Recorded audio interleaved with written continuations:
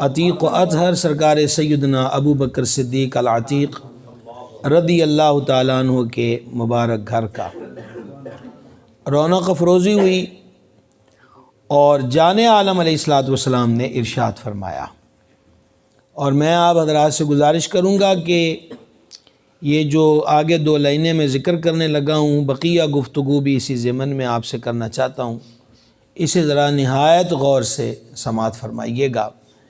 میرے آقا علیہ الصلوۃ والسلام نے ارشاد فرمایا، مفہومی الفاظ پیش کر رہا ہوں کہ ابو بکر رضی اللہ تعالیٰ عنہ، اللہ تعالیٰ نے مجھے ہجرت کا حکم دیا۔ اور پس منظر میں ایک بات ملحوظ رہے کہ حضرات صحابہ کرام اجازت پا کر ہجرت کا سلسلہ شروع کر چکے تھے، اور سرکار صدیق اکبر عتیق و اطہر رضی اللہ تعالیٰ عنہ نے بھی ایک بار اذن طلب کیا، اجازت طلب کی کہ میں بھی حضور ہجرت کر جاؤں، تو جان عالم علیہ الصلوۃ والسلام نے ان سے فرمایا کہ ابھی نہیں، اللہ تعالیٰ مجھے ہجرت کا حکم دے گا، اور شاید کہ تو ہجرت میں میرا رفیق ہو۔ اسی روز سے اس عظیم و جلیل ہستی نے 2 سواریاں خرید کر ان کی خدمت داری کی، اور ان کو خوب کھلا پلا کر فربا، ایکٹیو اور تر و تازہ رکھا، اور اب وہ گھڑی آ گئی۔ میرے آقا علیہ الصلوۃ والسلام نے فرمایا، اے ابو بکر، اللہ تعالیٰ نے مجھے ہجرت کا حکم دیا ہے، اور فرمایا ہے کہ حبیب اپنے ساتھ ابو بکر کو لے لو۔ یہ جملے سمجھ میں آگے بھائی صاحب؟ حکم دیا ہے ہجرت کا، اور فرمایا ہے کہ پیارے اپنے ساتھ ابو بکر صدیق کو لے جاؤ، ام المومنین، محبوبہ محبوب رب العالمین، سیدتنا صدیقہ بنت صدیق اکبر رضی اللہ تعالیٰ عنہما فرماتی ہیں، یہ سن کر میرے والد ماجد کی آنکھوں سے آنسو جاری ہو گئے۔ آنسو جاری ہوئے، اور ساتھ ہی ام المومنین کا ایک حسین تبصرہ ہے، اور وہ بھی لاجواب تبصرہ ہے۔ فرماتی ہیں، اس سے پہلے میں نہیں جانتی تھی کہ خوشی کے بھی آنسو ہوتے ہیں، یہ مجھے اس دن اندازہ ہوا کہ آنسو صرف غم میں ہی نہیں چھلکا کرتے، بلکہ جب خوشی عروج پر پہنچ جائے تو تب بھی آنکھوں سے آنسو رواں دواں ہو جاتے ہیں۔ اور اب ذرا آپ غور فرمائیے، روتے ہوئے، اور پنجابی میں کہیے کہ چڑھ گئے ہیں صدیق پاک کو، اور اس خوشی کے آنسوؤں کی کیفیت میں وہ حضور سراپا نور علیہ الصلوۃ والسلام کے دربار اقدس میں عرض کرتے ہیں، یا رسول اللہ علیہ السلام، رب نے فرمایا ہے کہ ابو بکر کو ساتھ لے لو۔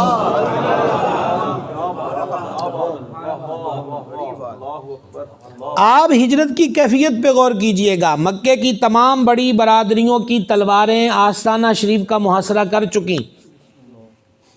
ابلیس لعین نے انسانی صورت میں آل مکہ کو یہ مشورہ دیا تھا کہ اگر تم ان سے جان چھڑانا چاہتے ہو تو ایک گھرانہ قتل کرے گا تو بنو ہاشم مجھ سے بدلہ مانگے گا، لہٰذا مکے کی تمام برادریوں اور قبائل اپنا اپنا فرد کھڑا کر دیں، پھر بنو ہاشم پورے مکے کی برادریوں سے مقابلہ نہیں کر سکیں گے، خون بہا کا مال لے لیں گے، رقم لے لیں گے، اور خوش اور چپ ہو جائیں گے۔ ساری برادریوں کی تلواریں ہیں، آستانہ شریف کا محاصرہ ہے۔ کس قدر نازک مرحلہ ہے، کس قدر نازک ترین وقت ہے، اور ایسے وقت میں مولوی صاحب نے نہیں کہا، ملا و ذاکر نے نہیں کہا، بلکہ عرشوں کے مالک نے اپنے حبیب سے فرمایا، پیارے اس پرخطر حالات کے اندر جس کو رفاقت کے لیے ہم نے چنا ہے وہ ابو بکر صدیق ہے، اپنے ساتھ ابو بکر کو لے لو۔ یہ رب کا انتخاب ہے، مولانا صاحب کا انتخاب نہیں ہے۔ اور امام راضی و دیگر نے یہاں بڑے حسین نکات بیان کیے، حسین کلام کیا ہے۔ وہ کہتے ہیں اس نازک مقام پر اسی کا انتخاب ہو سکتا ہے جو ظاہر و باطن میں ساتھ ہو۔ اس اوکھے ویلے میں اس کی رفاقت کا انتخاب ہو سکتا ہے جو ظاہر و باطن سے ایک ہو، جان فدا کرنے والا ہو، حفاظتی امور کی ذمہ داریوں کو سنبھالنے والا ہو اور سوکھے لفظوں میں کہیے وفادار ہو۔ امام ابو نعیم رحمہ اللہ نے حلیۃ الاولیاء میں لکھا، حضرت صدیق اکبر رضی اللہ عنہ نے جو علو مکانی پائی ہے، اونچا درجہ، اونچا رتبہ، اونچا مقام پایا ہے، وہ حضور سے وفا کے صلے میں پایا ہے۔ رب نے فرمایا ابو بکر کو ساتھ لے لو۔ یہ یاد رہ جائے گا، یاد رہ جائے گا نا؟ ابھی ضرورت پڑے گی، اگلے سال دیاں گلاں نہیں ہون، اس کی ابھی ضرورت پڑنی ہے۔ اگر یہ یاد رہ جائے گا تو آئیے، یہ ہے صحیح بخاری شریف، اور بخاری شریف کے ساتھ ابو داؤد اور نسائی کی حدیث ملائیے، اور یہ تینوں کتابوں سے ملا کر حدیث آپ کے سامنے رکھ رہا ہوں اپنے آقا نعمت حضور سیدنا محدث اعظم کی برکت سے رضی اللہ تعالیٰ عنہ۔ نبی پاک علیہ الصلوۃ والسلام کو پتہ چلا کہ قبیلہ بنی عوف جو ہے وہ آپس کے اندر لڑ پڑے ہیں اور پتھراؤ بھی ہوا۔ فرمایا کہ ہم ان کے بیچ صلح کروائیں، اور یہ مزاج عالی ہے کہ حضور صلح کروانے کو پسند فرماتے ہیں، اور حدیث میں مضمون ہے صلح کرواؤ، قیامت کے دن تمہارا رب بھی صلح کروائے گا۔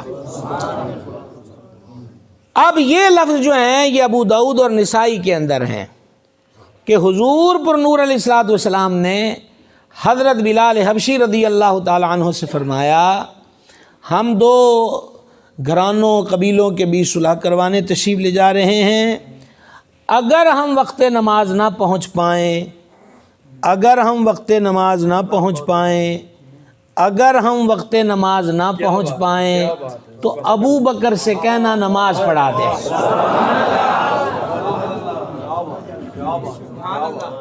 ابو بکر سے کہنا نماز پڑھا دے۔ توجہ ہے اب حضرات کی؟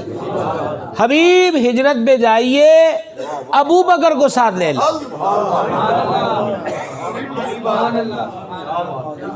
اور یہاں بلال ہم جا رہے ہیں، نماز دا ویلا آئے تے بانگ پڑھ چھڑی تے ابو بکر نو آکھی نماز پڑھا دے۔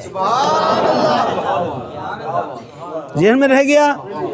کریم آقا علیہ السلام تشریف لے گئے کہ اب دو قبیلوں کے بیچ صلح کروانی ہے، اور ہم یہ جرت و بے باکی تو نہیں کر سکتے کہ بیچ میں سے کچھ جملے ایڈ کریں کہ کیا ہوا کیا نہ ہوا، لیکن اللہ کی طرف سے جو ہوتا ہے وہ بہتر ہوتا ہے، اور اللہ اور اس کے رسول کے جو امور ہیں ان میں ان گنت حکمتیں ہوتی ہیں۔ اب یہ اللہ رسولی بہتر جانتے ہیں کہ یہ تاخیر اتفاقیہ تھی،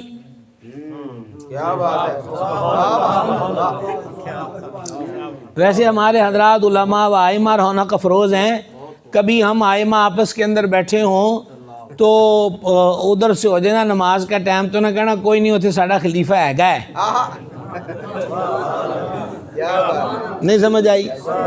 لیکن جس کا خلیفہ نہ ہو اس نے کہا بھائی اذان بھی میں ہی پڑھنی ہے، نماز بھی میں ہی پڑھانی ہے، کہ میں اور نہیں بہ سکتا، چاہ تے بڑی سونی آ رہی ہے لیکن اتنے مسئلہ بڑا ہے۔ قبیلے کے بیچ بیٹھے، قبیلے والے نے بھی بھاگ جاگ پہ کہ حضور خود تشریف لائے ہیں، وہ رویت سے مشرف ہو رہے ہیں، دید سے مستنیر ہو رہے ہیں، میٹھے بول سے اپنی سماع قوت سماع کو لذت فراہم کر رہے ہیں، اور کریم جلوہ گر ہیں وہ بھی کہتے ہوں گے کہ حضور رک جائیے، اور حضور کو بھی پتہ ہے کہ پیچھے خلیفہ ہے گا ہے۔ سمجھ آ رہی کہ نہیں ہے؟ ابو بکر سے کہنا کہ نماز پڑھا دے۔ اب یہ ہوا کہ وقت نماز آیا حکم والا کی تعمیل کے مطابق۔ اب ہم داخل ہو گئے صحیح بخاری والی حدیث میں۔ حکم والا کی تعمیل میں حضرت بلال حبشی رضی اللہ تعالیٰ نے اذان پڑھی، اور اذان کے بعد حضرت صدیق پاک سے کہا آپ اجازت دیتے ہیں کہ میں تکبیر پڑھوں اور آپ نماز پڑھائیں؟ فما ہاں پڑھو۔ انہوں نے اذان پڑھی، صدیق پاک مصلی امامت پہ رونق افروز ہوئے اور نماز شروع ہو گئی۔ پہلی دوسری رکعت گزری کہ امام الانبیاء تشریف لے آئے صلی اللہ تعالی علیہ وآلہ وصحبہ بارک وسلم۔ آ گئی تنے بے جان میں جان، یہ آنا کیا ہے؟ کیا خیال ہے جناب؟ حضور تشریف لے آئے علیہ الصلوۃ والتسلیم، رونق افروزی ہوئی، تو وہ جو آخری صف والے ہیں مسجد پرنور میں، انہوں نے حضور کے لیے راستہ بنا دیا۔ اب تفصیل تو یہاں نہیں ہے کہ سبب کیا بنا، راستہ کیسے بنا، وجہ کیا تھی، سبب کیا تھا۔ ایک تو خوشبو حبیب بتاتی، گلیوں میں صحابہ ڈھونڈ لیتے تھے کہ جدھر سے خوشبو آ رہی ہے سرکار ادھر تشریف لے گئے ہیں۔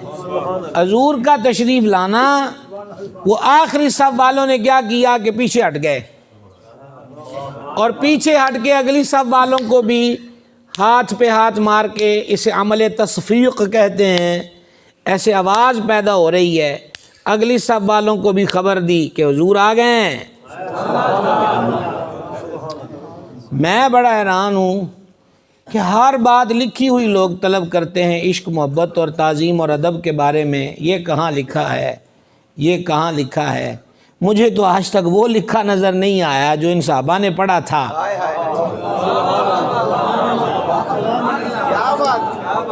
کہ یہ انہوں نے کس کتاب میں مسئلہ پڑھا تھا، حضور آ جائیں تو راہ بھی چھڑنی ہے تے اگلیاں نو بھی دسنا ہے کہ سرکار آ گئے نے۔ ٹھیک ہے جی، تو ہاتھ پہ ہاتھ مار رہے ہیں، شور پیدا ہو رہا ہے، تالی کی آواز اٹھ رہی ہے۔ اس کا معنی ہی اردو ترجمہ کرنے والوں نے تالی کیا ہے، عمل تصفیق کا۔ تو اب اگلی صف والوں نے پیچھے مڑ کے دیکھا کہ ہوا کیا ہے، سرکار آ گئے، راستہ بن گیا، اور کرتے کرتے کریم صف اول میں تشریف لے گئے، اور جس کو حضور نے مصلی پہ کھڑا کیا ہے وہ امام بڑا تگڑا ہے۔ راوی کہتے ہیں کہ کچھ بھی ہو جائے، حضور صدیق پاک خشوع اور خضوع سے نماز پڑھتے تھے، ان کا خشوع اور خضوع معروف تھا، وہ کسی بھی آہٹ، کسی بھی آواز اور کوئی بھی حص و حرکت کو دائیں بائیں پیدا ہو تو وہ ادھر التفات نہیں کرتے تھے، توجہ نہیں فرماتے تھے۔ اب سرکار صدیق پاک رضی اللہ تعالیٰ عنہ کا خشوع و خضوع سے نماز پڑھنا، حضور کا صف اول تک تشریف لے آنا، اور راوی کہتے ہیں کہ حضرات صحابہ نے حالت نماز میں یہ آواز زیادہ کر دی، یہ جو آپ کو آ رہی ہے آواز، اور آپ کی سبحان اللہ کی نہیں آ رہی، یہ آواز بڑھا دی۔ جب یہ آواز شدت سے، دیکھیں ایک چلو یہ تو ساؤنڈ کی وجہ سے ہے کہ شور، اکیلے بھی اس کو ہاتھ کو بجایا جائے، اس کے ساتھ 2 مل جائیں، 3 مل جائیں، 4 مل جائیں، 5 مل جائیں، خدا جانے کتنوں نے عمل تصفیق کیا، لیکن ہوئی اتنی آواز کہ صدیق پاک کو بھی اس کیفیت سے نکل کر یہ دیکھنا پڑا کہ ہوا کیا ہے۔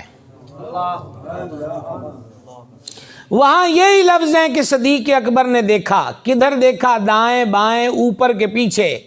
صدیق اکبر نے دیکھا تو رسول اللہ نظر آئے صلی اللہ تعالی علیہ وآلہ وسلم۔ اب حضور کیسے نظر آ سکتے ہیں جو مصلی امامت پہ کھڑا ہو؟ اس کے لیے آپ خود مشق کیجئے، ٹھیک ہے؟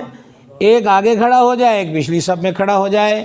جیسے کہ میں مان لیجئے کہ رو بقبلہ ہوں، تو اب میرے پیچھے کون ہے مجھے تو نظر نہیں آ رہا، اور میں نے ایسے دیکھا تو اب بھی پیچھے والا نظر نہیں آئے گا، تھوڑا یوں دیکھوں گا تو اب بھی نظر نہیں آئے گا۔ اس دیکھنے کے لیے مجھے موومنٹ یہ کرنی پڑے گی، جتنا بھی 45 ڈگری تک اپنا جناب وہ زاویہ ہے، سینے کا زاویہ بچاتے رہیں قبلہ شریف کی طرف کہ یہاں تک رہے، بچائیے۔ رخ پیچھے کر کے دیکھا ہے، حضور نظر آئے، حضور نظر آئے تو حضور کو پتا ہے کہ جس کو میں نے مصلی پہ کھڑا کیا ہے اس نے جب مجھے دیکھ لینا ہے تو اس نے مصلی پہ نہیں رہنا۔ میرے نیڑے والے چوپ شاہ نے اکثر ہر پاسے چوپ شاہ دا سریا ہوا ہے، سمجھ آئیے۔ حضور صدیق پاک رضی اللہ تعالیٰ عنہ نے دیکھا تو حضور نظر آئے، اور حضور نے جب دیکھا کہ آنکھیں 4 ہو گئی ہیں، اب ابو بکر نے نہیں رکنا، تو حدیث میں لفظ ہے کہ سرکار نے اشارہ کیا کہ اپنے مکان یعنی جس جگہ کھڑے ہو وہیں کھڑے رہو، اور جب حضور نے نماز میں اشارہ کیا تو حدیث میں ہے صدیق پاک نے دونوں ہاتھ اٹھائے اور کہا الحمدللہ. کیا کہا؟ اللہ کی حمد بیان کی اور الٹے قدم واپس آئے. حضور مصلی پہ تشریف لے گئے علیہ الصلوۃ والسلام. اب یہاں غور کیجئے، نماز ہو گئی مکمل. نبی پاک علیہ الصلوۃ والسلام نے بعد از نماز یہ نہ فرمایا کہ یہ کیا طریقہ ہے کہ اللہ کی نماز پڑھتے ہوئے تم لوگوں نے راستے بنانے شروع کر دیے، اور میں امام پہ حیران ہوں کہ وہ مصلی چھوڑ کے پیچھے آ گیا. ہم آ گئے تو کیا ہوا تھا؟ تم رب کی نماز پڑھ رہے تھے. ایسا نہیں فرمایا. وگرنہ اگر مقتدیوں میں، علامہ شفیق صاحب قبلہ، اگر مقتدیوں میں کوئی عمل بھی قابل اصلاح پایا جائے تو حضور بعد الصلاۃ کرتے. اسی بخاری میں حدیث ہے کہ بعد نماز فرما اپنی صفیں سیدھی رکھا کرو، اپنی صفیں سیدھی رکھا کرو. تم کیا سمجھتے ہو کہ حالت نماز میں ہمارا رخ انور قبلے کی طرف ہوتا ہے تو ہم صرف ادھر دیکھتے ہیں؟ اس رب کی قسم جس کے قبضہ قدرت نے میری جان ہے، ہم جیسے آگے دیکھتے ہیں اس طرح پیچھے بھی دیکھتے ہیں. بات کی سمجھ آئی ہے؟ یہ تو بہت بڑا معاملہ تھا. رستے بنا لے جناب جدہ تسا ملا شریف دے جلوس چراہ بنا دے ہو. تانوں پوچھو تو تانوں بھی مسئلہ ہے یہ کہ حضور آ گئے ہیں. ٹھیک ہے جناب. نماز میں جناب جگہ بنائی ہے، پھر اوپر سے یہ عمل تصفیق شور پیدا ہوا ہے، امام کو اشارہ کیا ہے. سرکار نے یہ تو نہ فرمایا. اب سنیے، حضور صدیق پاک جن کی یاد میں یہ حضرت قبلہ مفتی صاحب جیسے ذکر فرما رہے تھے کہ تیسری کانفرنس ہے، تو شہنشاہ صداقت سے فرمایا. کیوں ہم ان کی یاد میں بیٹھے ہیں؟ غور کیجئے. فرمایا ابو بکر رضی اللہ تعالیٰ ہم نے جو کہا تھا کہ رکے رہو، کہنے سے مراد جو اشارہ فرمایا تھا، اور یہاں صدیق پاک نے ایک اور اصول دیا ہے آپ کی خدمت میں سبق سنانے کی غرض سے. دعویٰ نہیں ہے کہ میں کوئی قول فیصل بیان کر رہا ہوں. اصول یہ ہے کہ الامر فوق الادب، حکم ادب پر فوقیت رکھتا ہے. صدیق اکبر نے نماز میں بتا دیا کہ کدی ادب بھی ایڈی اونچی پینک چڑھ جاتا ہے کہ پھر امر انہوں نے کہا ادب میں مستغرق ہی اتنے ہو گئے ہیں کہ اب امر کی کیفیت پیش نظر ہی کوئی نہیں ہے. یہ ضابطہ نہیں ہے جی. امر رک جاؤ. اور شہنشاہ صداقت سے میرے کریم علیہ الصلوۃ والسلام نے فرمایا اے پیارے ابو بکر رضی اللہ عنہ، ہم نے جو اشارہ کیا تھا رکے رہو، تم کیوں نہیں رکے؟ شہنشاہ صداقت کا جواب سنو. عرض کی ابو قحافہ کے بیٹے کی یہ جرت نہیں ہے کہ حضور پیچھے کھڑے ہوں اور ابو بکر ان کے آگے مصلی پہ کھڑا ہو. آپ نے اس پہ سبحان اللہ کہنا تھا، نہیں کہنا تھا، نعرہ لگانا تھا، نہیں لگانا تھا، اللہ کے سپرد. لیکن یہ اگلی ڈیٹ صدر کو قضا مت کرنا. مجھے تو آج تک یہ مسئلہ بھی کسی کتاب میں نظر نہیں آیا کہ صدیق پاک نے یہ مسئلہ کہاں سے پڑھا تھا. بتلائیے.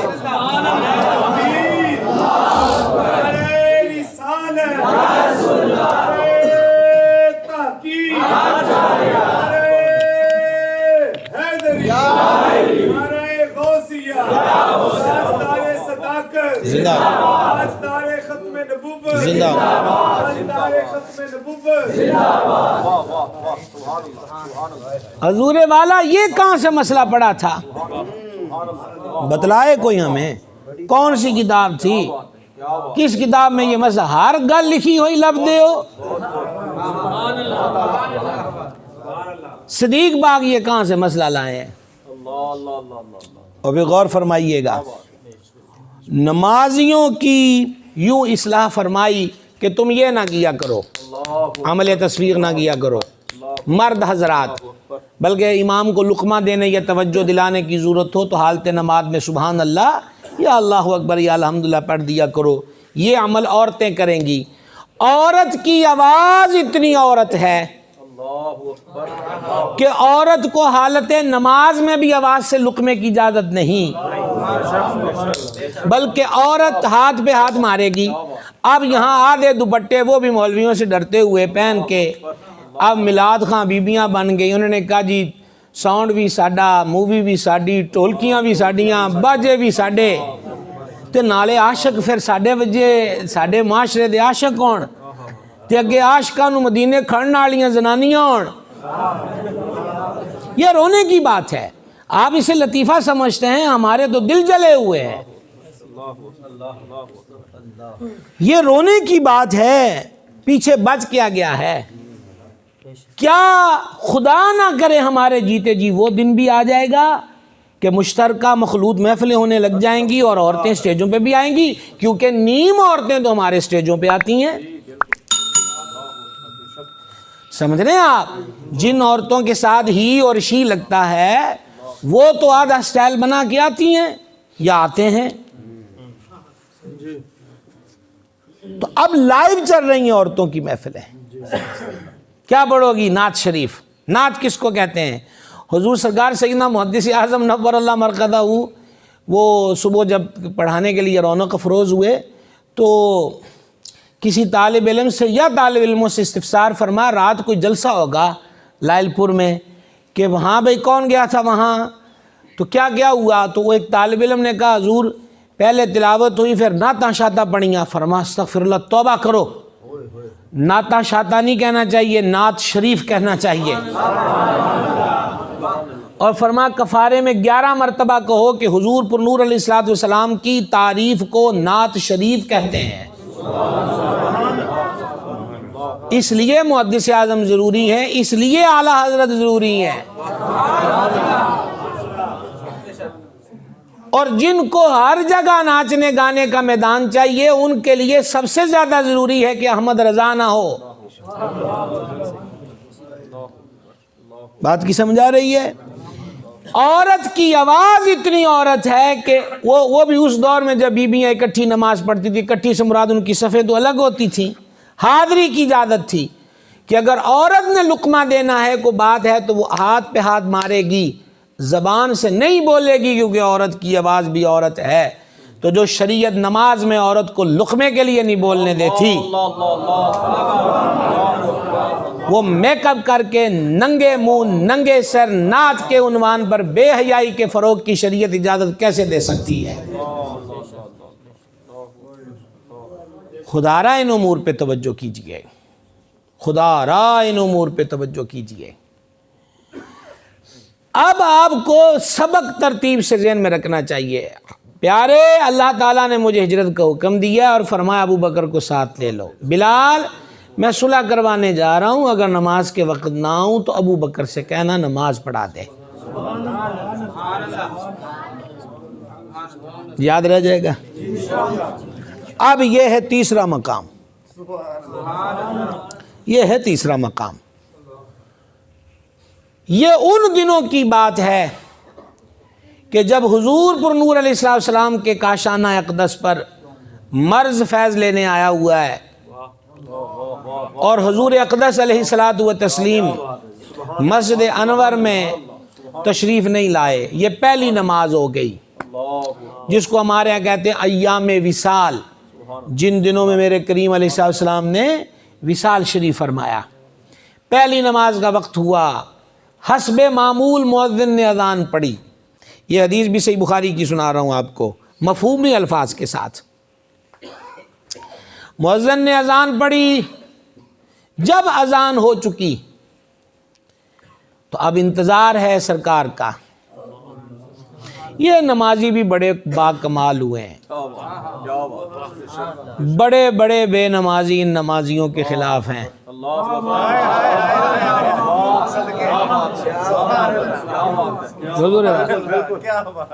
یہ نمازی بڑے با کمال ہیں، بڑے بڑے بے نمازی ان کے خلاف ہیں۔ اے گئے ہو کہ ٹر گئے ہو جویری ٹون آلے ہو، کوئی سمجھ آندی پہ یہ دونوں گل دی۔ یہ نمازی بڑے با کمال ہیں۔ بیٹھ گئے ہیں، سرکار تشریف لائیں گے، نماز پڑھائیں گے، اور یہ اس کے ساتھ یہ اس روایت کو ایڈ کر لیجئے، عشاء پڑھنے آئے ہیں مسجد پاک میں۔ یہ اب ایک اور روز کا واقعہ ہے، عشاء پڑھنے آئے ہیں، سیدی اعلیٰ حضرت رضی اللہ تعالیٰ عنہ نے اس کو الامن والولا کے اندر نقل کیا۔ عشاء پڑھنے آئے ہیں. یہ اس دور کی بات ہے جب بیویوں کو بھی اجازت تھی مسجد کی حاضری کی. بزرگ بھی ہیں، بچے بھی ہیں، ٹائم لنگ رہا ہے، کڑیاں تو ہوندیاں نہیں سن، نہ ہی طے شدہ جماعت کا ٹائم تھا. لیکن راوی کہتے ہیں کہ آدھی رات ہو گئی. اور حیران میں اس بات پہ ہوں کہ ان نمازیوں میں سے ایک بھی ایسا نہیں جو کہے کہ میں اپنی پڑھ کے ٹور جاؤں. بھائی جی صحابہ کرام کی بات ہو رہی ہے، سمجھ آئیے. ایک نمازی بھی تو ایسا نہیں ہے جو کہ ہم اپنی پڑھ کے چلے جائیں. ایک. اور نمبر 2، ایک بھی ایسا نہیں ہے جو یہ تحریک چلائے کہ ہم فلاں کو امام بناتے ہیں وہ کھڑا ہو جائے.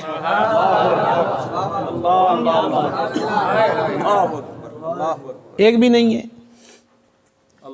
بیٹھے ہوئے ہیں، رب دے کر رب دی نماز پڑھنا آئے تے نظر آن حجرے شریف تے پردے ہوتے ہیں.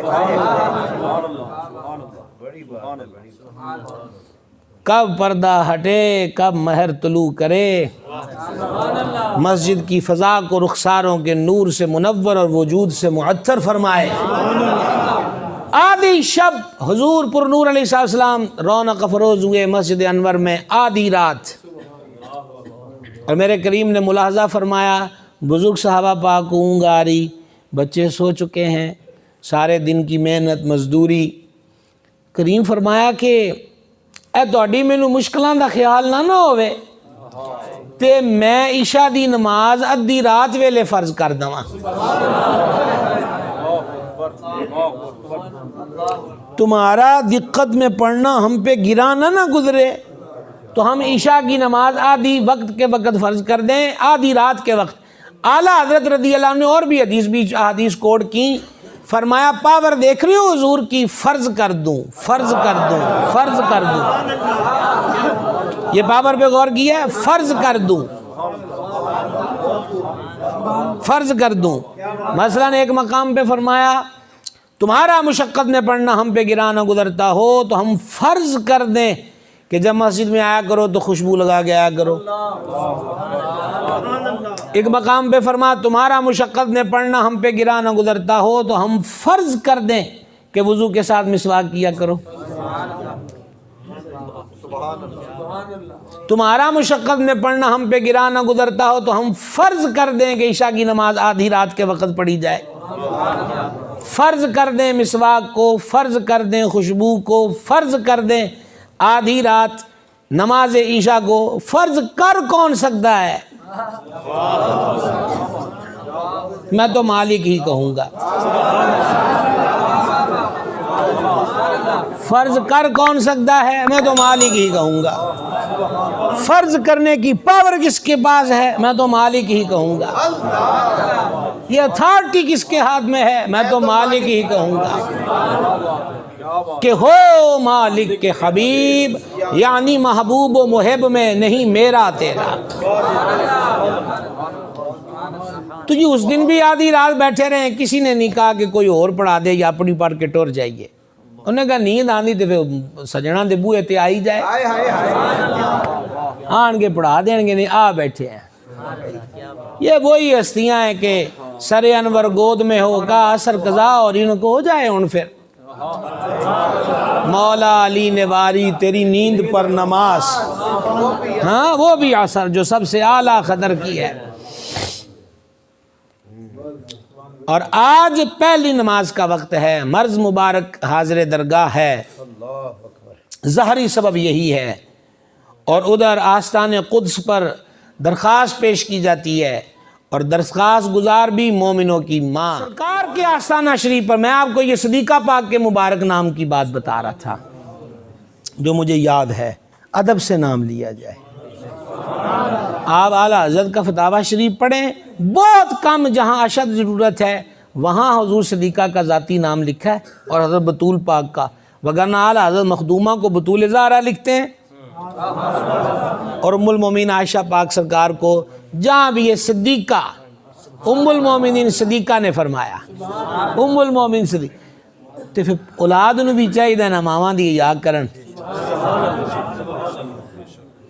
یاد رہ جائے گی. عمل ہوگا انشاءاللہ نام ادب کے ساتھ۔ صدیقہ کائنات نے عرض کی حضور نمازی آگے اذان ہوگی کی حکم ہے؟ ابو بکر اللہ نے مجھے ہجرت کا حکم دیا اور کہا ابو بکر کو ساتھ لے لو۔ بلال میں صلح کروانے جا رہا ہوں، نماز کا وقت آئے تو ابو بکر سے کہنا نماز پڑھا دے۔ صدیقہ کائنات حضور اذان ہو گئی ہے تے نمازی مسجد نے دے حضور کی حکم ہے؟ فرما ابو بکر سے کہو۔ چلو بھائی انتظار ہے ہمیں آپ کی سبحان اللہ کا، لے آؤ جی ہم پانی پیتے ہیں، تسی استخارہ کر کے ان سبحان اللہ آکھیا جی۔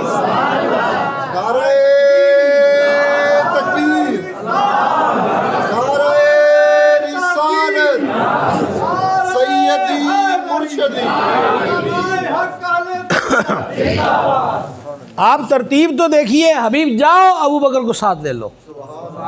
بلال ہم جا رہے ہیں، نماز کا وقت ہے، ابو بکر سے کہنا پڑھا دے۔ حضور لوگ آ گئے ہیں، فرما ابو بکر سے کہو۔ اور یہ مسلح مولویوں ملا و مجتہد و ذاکر نے صدیق کو نہیں دیا، اللہ کے حبیب نے عطا فرمایا۔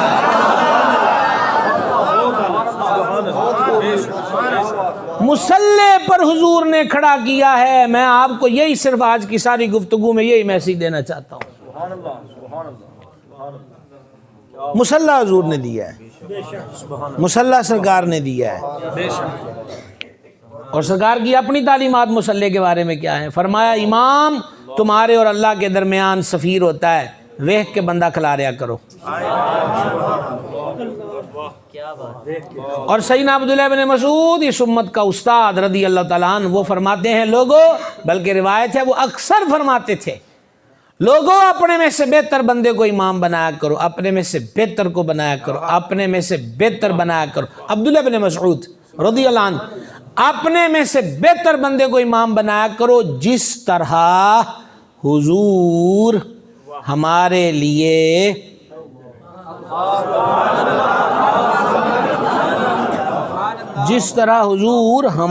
لیے اپنے بعد ہم میں سے سب سے بہتر کو مسلح پہ کھڑا کر کے، کیا سمجھ آئیے؟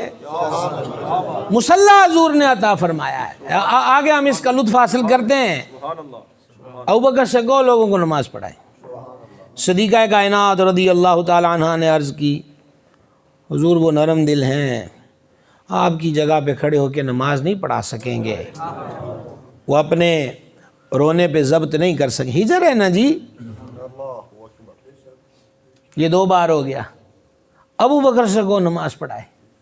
تیسری بار عرض کی حضور وہ آپ کے مسلح پہ کھڑا نہیں ہو پائیں گے، ابو بکر سے کہو لوگوں کو نماز پڑھائے۔ جاگیے جاگیے جاگیے پھر جاگیے۔ حضور کیا حکم ہے؟ ابو بکر سے کو نماز پڑھائے۔ حضور وہ نرم دل ہیں، ابو بکر سے کو نماز پڑھائے۔ حضور وہ آپ کے مسلح پہ رک نہ سکیں گے۔ فرمایا تم تو حضرت یوسف علیہ السلام کے دور کی جو وہ عورتیں تھیں ان کی مثل بات کر رہی ہو، ابو بکر سے ہی کہو کہ وہ نماز پڑھائے۔ جناب جناب جناب، یہ بیچ میں آج ہمارا جمعے پہ بھی یہ عنوان تھا، یہ بیچ میں بات کیوں ارشاد ہوئی ہے کہ حضرت یوسف علیہ السلام کے دور؟ بھائی جی زلیخا پاک کی سہیلیاں حضرت زلیخا پاک کو تند و تیز اور پنجابی میں کہتے ترکھیاں گلاں کر دیاں سن، غلام تے رہ گئی، خبریں وہ دے منہ تے کی نقاب رکھدا ہے۔ یہ جو لفظ وہ کہتی تھیں یہ اندر سے نہیں کہتی تھیں، اندروں انہوں نے روڑا اے سی کہ کو ترکھیاں گلاں کریے تے زلیخا پاک غصے چ آئے تے سانو بھی یوسف کھائے۔ میں سارے علماء کی نظر سے مولا علی کو بلایا، اور جب مسلح حق صدیق کا تھا تو مولا علی کہتے ہیں میں تھا پر میرا نام حضور نے نہیں لیا۔ ابو بکر سے کہو لوگوں کو نماز پڑھائے، اور شہنشاہ صداقت پھر ونڈ کرتے ہیں جتھوں مرضی کوئی پڑھیا ہوئے، عرشاں تے پڑھیا ہوئے، فرض زمین دی 7ویں تہہ تے کو پڑھ آیا ہوئے، ٹھیک ہے، ماں کی گود میں کو پڑا ہو، خواب میں پڑا ہو، جاگتے پڑا ہو، اونگتے پڑا ہو، نشے میں پڑا ہو، جاگتے ہوئے پڑا ہو، ہر پڑھاکو کی ڈگری مولا علی کی گرد راہ پہ قربان۔ مولا کائنات پھر نتیجہ نکالتے ہیں، فرمایا حضور نے ہمارے دین کے لیے، حضور نے ہمارے چوتھی دفعہ کہنے لگا، حضور نے ہمارے، چلو 5 دن پاک آئی نسبت بھی پوری کر لو، حضور نے مولا علی فرماتے حضور نے ہمارے دین کے لیے ابو بکر کو چن لیا، ہم نے بیعت کر کے اپنی دنیا کے لیے بھی ابو بکر کو چن لیا۔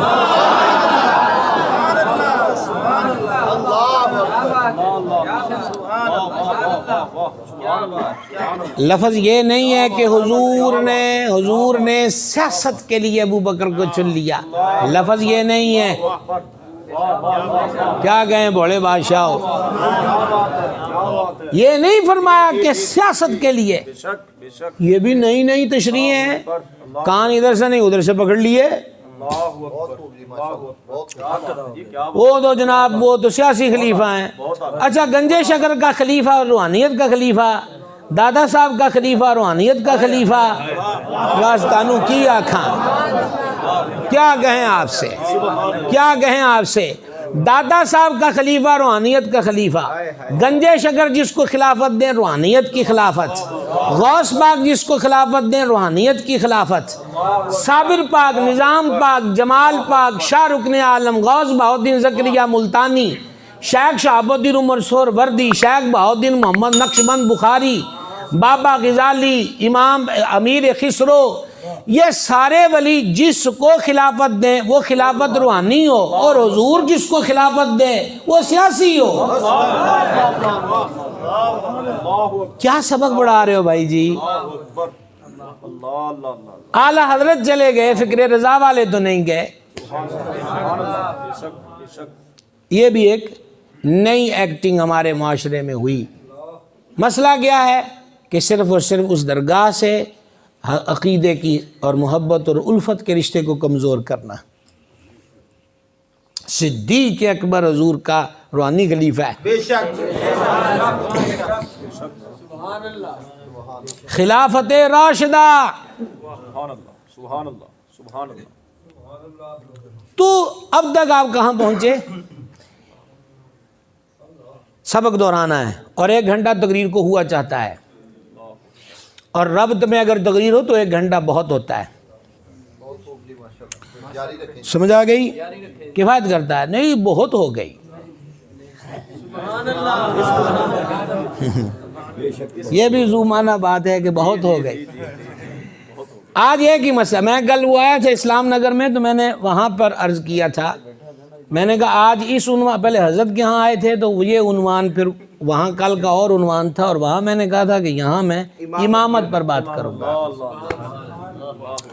میرے دادا پیر کا شہر ہے، ہم ڈیوٹی دے رہے ہیں جناب، مالک قبول فرمائے، اور بقول قطب مدینہ قبول ہو تو ڈیوٹی ملتی ہے، توفیق پھر ملتی ہے۔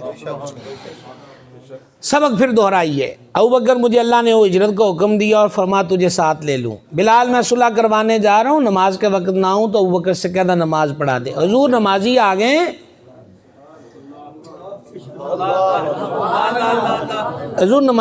گئے، تو ابوبکر سے کو لوگوں کو نماز پڑھائے، یہاں تک تھے نا، چلو 5 کا عدد پورا کر لیں، 4 یاروں کا ہو گیا، 5 دن بعد کا عدد پورا کر لیں۔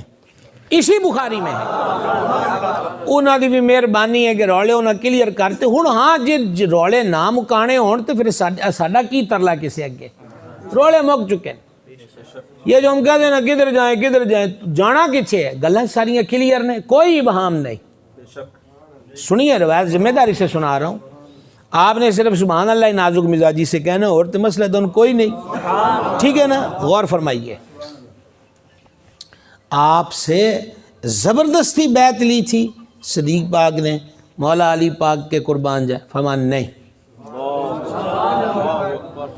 ہوں اگے شرح چاہتے ہو نا، میں سمجھ گیا تھوڑی گل، یعنی تسی نہیں دی پاور نو نہیں سمجھے اجے تک، تواڈے کولوں زبردستی بیعت لئی انہوں نے؟ فرمایا نہیں، اسی اتنا مولا علی نو ماندے ہاں کہ انہاں دی کلی نہیں ساڈے واسطے بتھیری ہے، ہاں، پر حضور مولا مشکل کشاں کے عنایات اور نوازشوں کے ہم گرویدہ بھی ہیں اور اس گھرانے کے غلام بھی ہیں، انہوں نے ہر چیز کلیئر کٹ کر دی۔ امیر المومنین نے پھر یہی واقعہ بیان کیا کہ اذان ہو چکی تھی، حضور سے عرض کیا گیا کہ حضور کیا حکم ہے نماز کے لیے؟ اور جناب آپ کو اللہ سلامت رکھے، بڑے پیار والے لوگ ہیں اور شکر ہے کہ اتنا ٹھہراؤ مجمع میں نصیب ہوتا ہے سننے کے لیے، وگرنہ شور و غل والوں میں تو بہت مشکل پرابلم بن جاتی ہے۔ اور یہاں علماء میں ان کے پہلو میں ہوں، ان علماء کو سبق سنا رہا ہوں اور زیادہ لطف ہے۔ مولا کائنات کے یہ جملے نہ وہ کچھ کہہ رہے ہیں کہ بس کیا کہیں، فرمایا کہ حضور سے عرض کی گئی حضور نماز کا وقت ہو گیا ہے، تو مولا کائنات فرماتے ہیں میں غیر حاضر نہیں تھا۔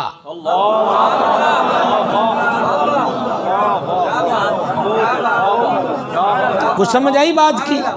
مولا علی فرماتے ہیں میں غیر حاضر نہیں تھا، میں بھی موجود تھا، پر حضور نے میرا نام نہیں لیا، حضور نے کہا کہ ابو بکر سے کہو۔ نعرہ تکبیر، نعرہ رسالت، نعرہ تحقیق، تاجدار صداقت، میں غیر حاضر نہیں تھا، میں بہت لطف کی بات ہے، میں غیر حاضر نہیں تھا۔ او مولا علی آپ کی ذات پاک پہ قربان جائیں، حضور کی عطائیں جس پر برسنی ہیں طے اور کنفرم ہیں۔ جس دن مولا علی کا حق تھا غیر حاضر تھے، پر حضور نے پوچھا،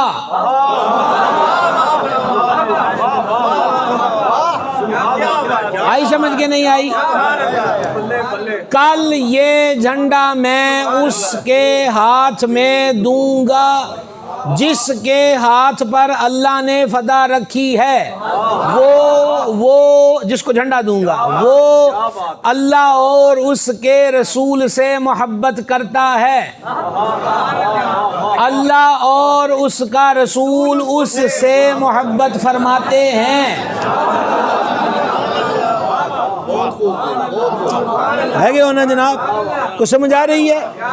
کل یہ جھنڈا میں اس کو دوں گا جس کے ہاتھ بھی اللہ نے فتح رکھی، وہ اللہ اور اس کے رسول سے محبت کرتا ہے، اللہ اور اس کا رسول اس سے محبت کرتے ہیں۔ میں تو جناب اپنی کوئی تصوف کی لائن کی گفتگو کی طرف چلا گیا تھا، میں تو دن رات بدتمیزیاں دیکھ رہا ہوں، میں کیا ہے تھوڑا جو پلڑا ہے وہ ہٹائیے نا۔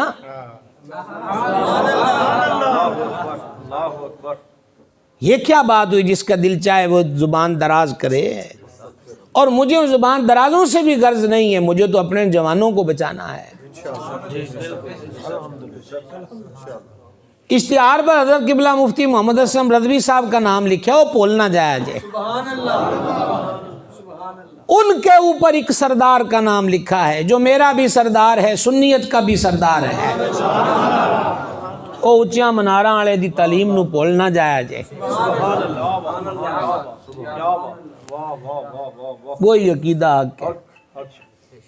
صحابہ کرام فرماتے ہیں وہ رات شدت انتظار میں گزری، اور بڑی لطف دہ بات ہے، سچے لوگ سچے ہی ہوتے ہیں۔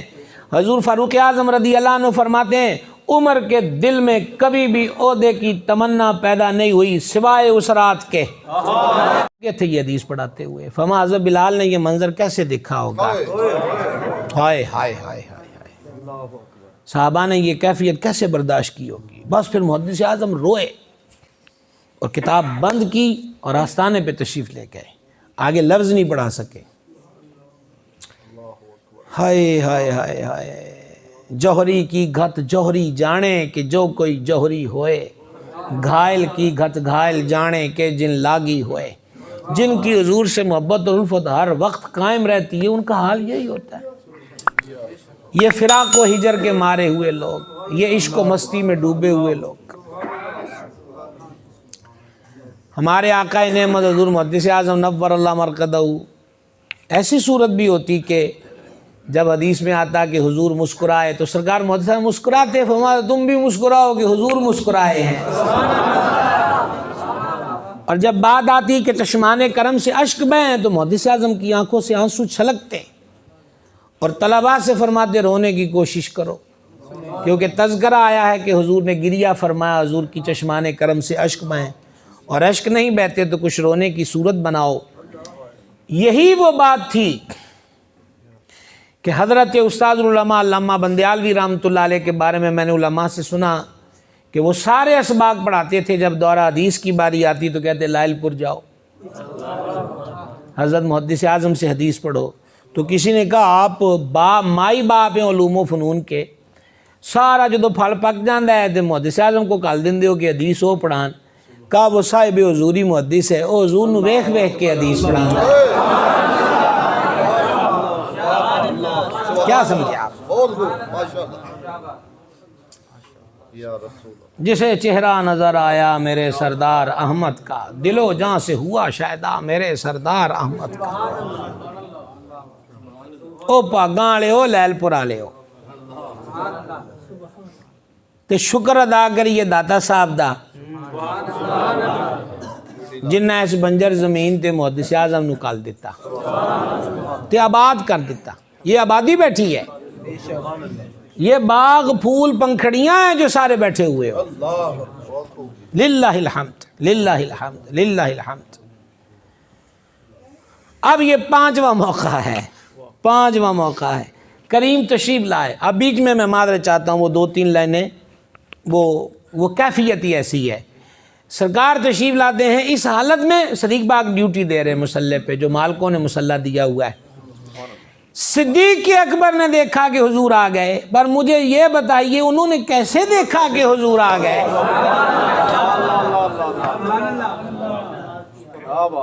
وہ تو نماز پڑھا رہے ہیں، رخ انور ادھر ہے، حجرہ شریف وسط میں آتا ہے. اور دیکھیے اس محب صادق کو دیکھیے. حضرت صدیق اکبر اس دن بھی مسلح سے، راوی کہتے ہیں صدیق پاک نے گمان کیا کہ مہربان آ گئے ہوں باقی نماز حضور پڑھان گے. صدیق پیچھے لگتے، حضور اس ویلے بھی اشارہ کیتا.